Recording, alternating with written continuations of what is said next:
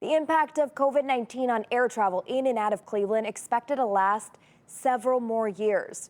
That prediction coming from Cleveland's airport director today. And already, travelers say they are feeling the effects. 5 on Your Side investigator Scott Knoll has more tonight from Cleveland Hopkins. For months now, we've been telling you about the drop-off in passengers here during the pandemic. Well, today, the airport's director told City Council it could be 2024 before those passenger levels return to what they were here a year ago. Ticket levels. At Cleveland Hopkins International, COVID-19 continues to ground flyers, and a turnaround could still be years away. Here's what we think is going to happen. Today, Cleveland's airport director told City Council members Hopkins is expecting nearly 6 million fewer passengers this year compared to 2019. That would be a 59% drop over a year ago. Director Robert Kennedy says business travel is down, and COVID-19 fears expected to impact traffic here until 2024.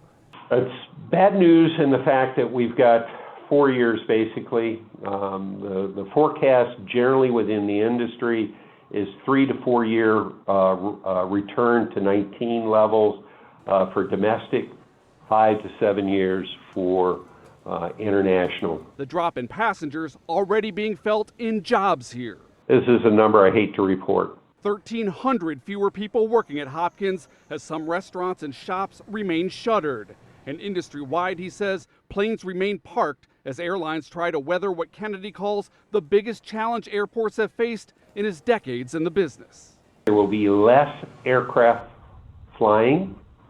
There is one estimate that says 45% of commercial aircraft will still be parked at the end of next year. Already some travelers say they're feeling the effects, fewer flights and fewer routes to choose from.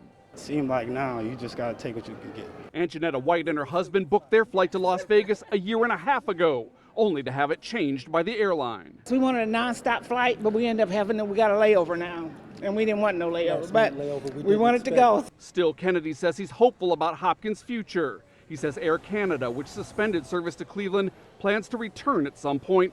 The director predicting today growth will return to the airport eventually. With less aircraft in the air, less crews, there's going to be greater competition for air service.